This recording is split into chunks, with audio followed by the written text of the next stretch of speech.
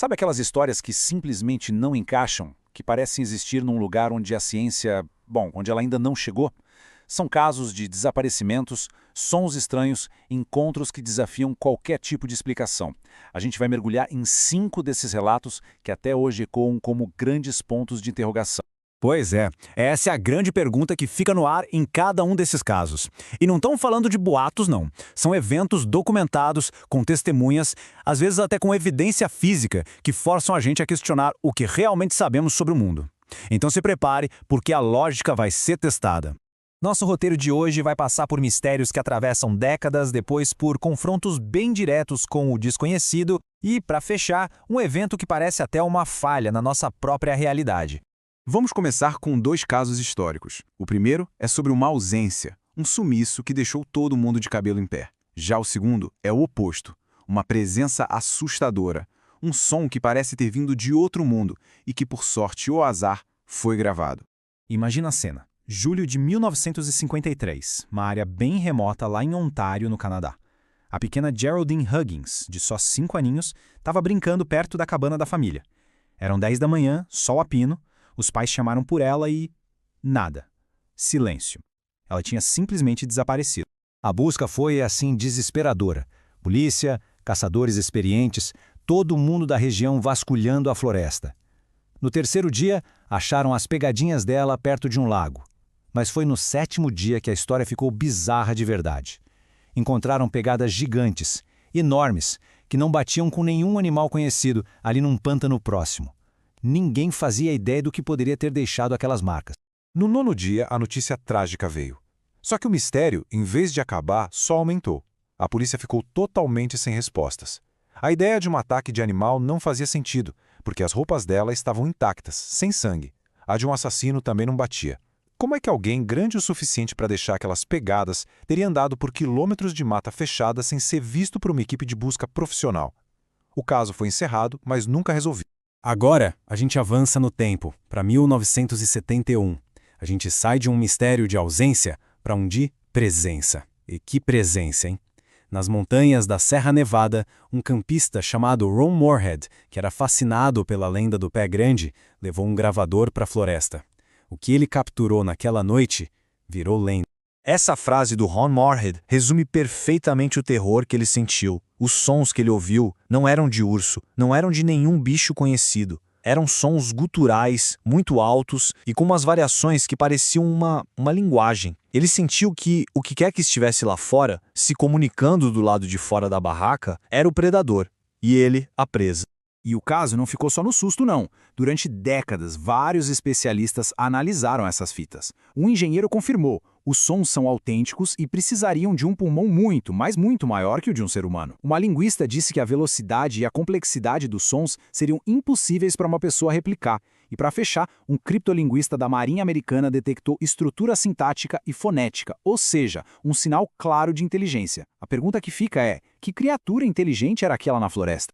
Bom, até agora, os mistérios que a gente viu foram meio à distância, né? Um sumiço, um som na escuridão. Mas as próximas histórias são diferentes.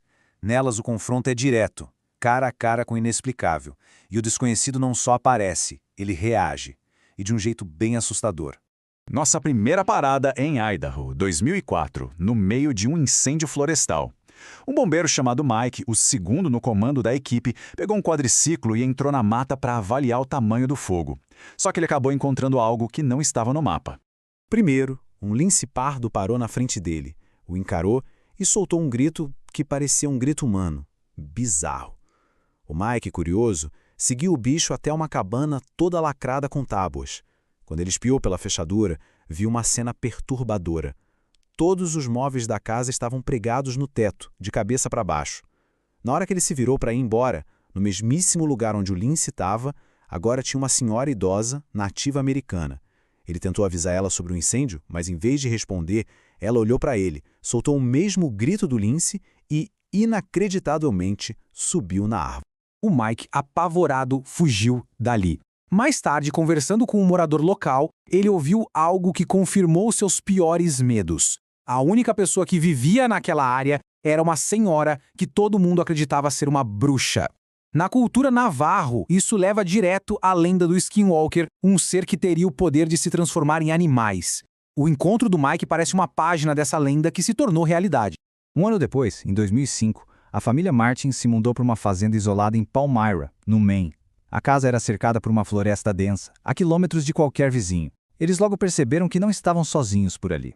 As noites começaram a ficar pesadas, cheias de sons estranhos e luzes na mata.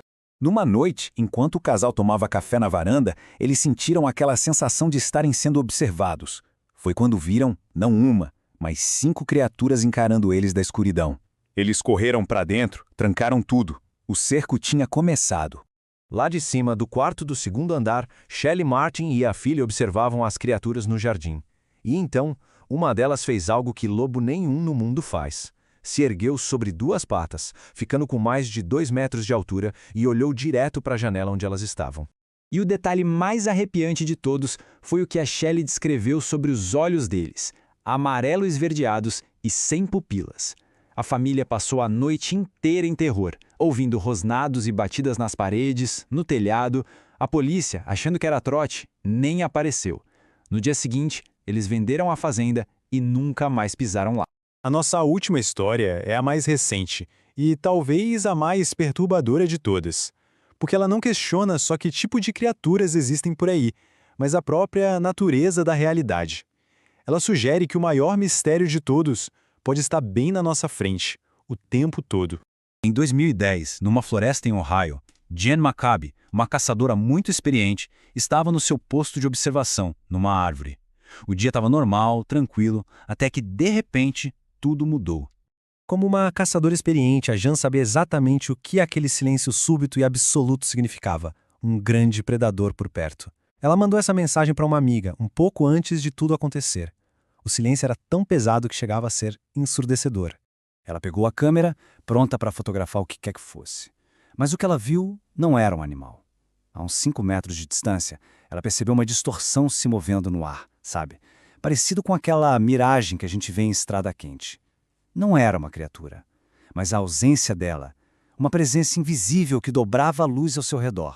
Ela mirou a câmera e clicou. A foto que ela tirou não mostrava só as árvores, mostrava outra coisa. O marido dela, Bruce Maccabi, um físico que trabalhou para a Marinha, analisou a imagem. Ele tentou de tudo para replicar o efeito, mudar o foco, colocar cabelo na frente da lente, de tudo. E nada. A conclusão dele foi que a foto era simplesmente inexplicável, impossível de recriar. Desde pegada gigante num pântano até uma falha na própria realidade, essas histórias deixam a gente com uma pergunta bem inquietante. Elas sugerem que talvez a ciência ainda não tenha todas as peças do quebra-cabeça. E nos forçam a pensar, o que mais será que existe por aí, escondido nos cantos mais escuros do nosso mundo?